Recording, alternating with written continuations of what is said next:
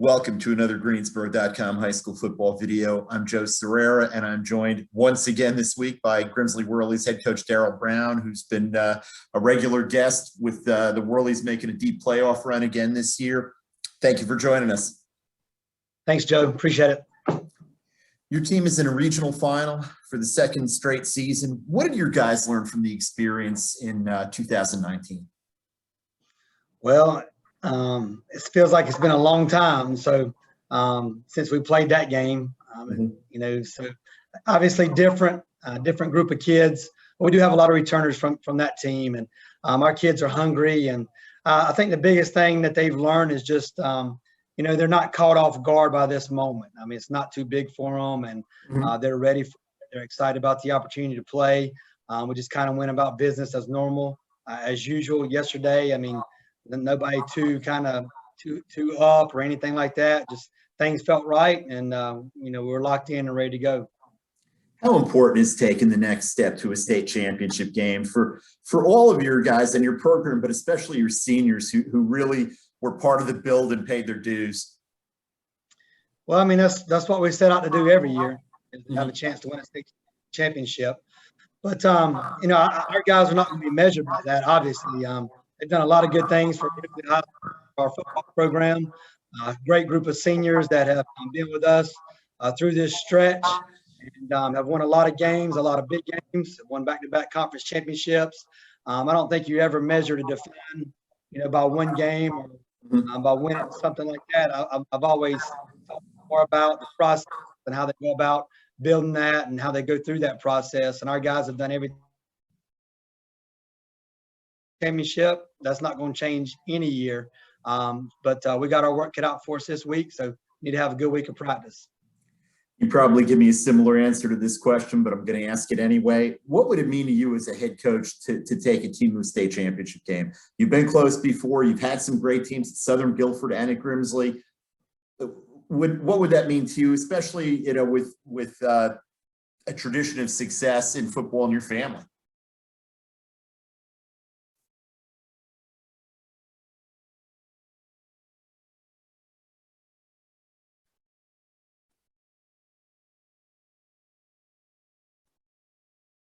And what we got going on and how we're doing things, and how we play, and just the how far we've came in the past 4 years here at Grimsley. And I find myself, and I don't know if it's because I've gotten a little bit older or have been around a little bit, just enjoying the moment. I enjoy watching my 7-year-old son run balls for us, run off and on the field, and I enjoy watching our kids compete and play hard. And obviously, I tell our kids nobody wants to win any more than I do. Extremely competitive, and I want to win every single game. But I enjoy the relationships. I enjoy, like I said, just the moment each and every Friday night. But it'd be nice to win a state championship. Again, that's what all of us set out to do each and every year. But again, I don't think that's what's going to define me or our football team. Friday night, a very good Butler team from Matthews comes to Jamison Stadium. They beat a pretty good Glenn team, 42-7 in the playoffs. Their only loss is 24-21 to unbeaten Myers Park from Charlotte. What do you see from the Bulldogs on film? A very good football team. Traditional power, especially over the last 10 to 15 years. Got Coach Hales. He's been in a lot of big games, and they've won big games. This year's football team for them, they're extremely physical. They want to run the football at you and impose their will on you as much as anything.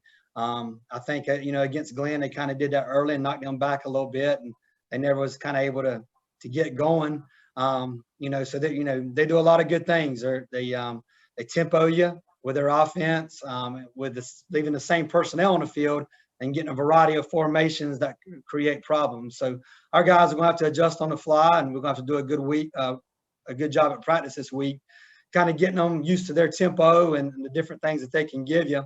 But again, I have a lot of confidence in our defense, and those guys have played well for several years, a couple of years now, and have been together for a long time. So our work's going to be cut out for us. But again, like I've told you before, we look forward to the opportunity of going and competing.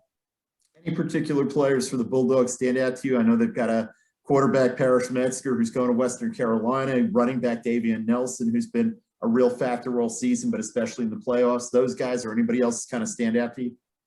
Yeah, I mean, those two you mentioned, the quarterback manages the game really well, doesn't make mistakes, and seems to manage their system. The running back's a tough kid. He's a big kid, breaks tackles and is a physical runner. Then they have a couple slot guys that do great things out in space for them. I think number 3, I like him a lot. He's their tight end, plays some running back, plays receiver. It seems like a lot of what they do kind of goes through him. And, he's able to create a lot of different mismatches for them. Defensively, they're good up front. Number 90 on defensive line is a real good player. Their linebackers fly around, get to the ball. And I think the one group I didn't mention, but I'm really impressed with, is their offensive line. It's the best offensive line we've seen so far this year, and they really roll off the ball and get after it up front. How nice is it to have them coming to Jamison Stadium on Friday night, and now that there's a few more fans at games, and you can get that student section, you can get those fans back. Well, it's always nice to play at home, and that's what you work for during the regular season, to have the opportunity to have a higher seed and not have to travel and stay at home. And we only had 2 home games during the regular season, so we was fortunate to get the 1 seed and be able to be at home throughout the playoffs. And our kids love playing at Jamison Stadium. We have great support.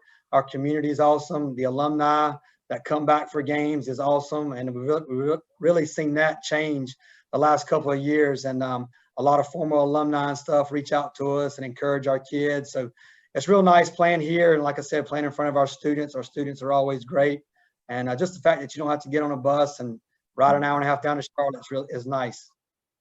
You're coming off of, in the second round, a 42-7 win over good Durham Hillside team. What did you see from your team in that game?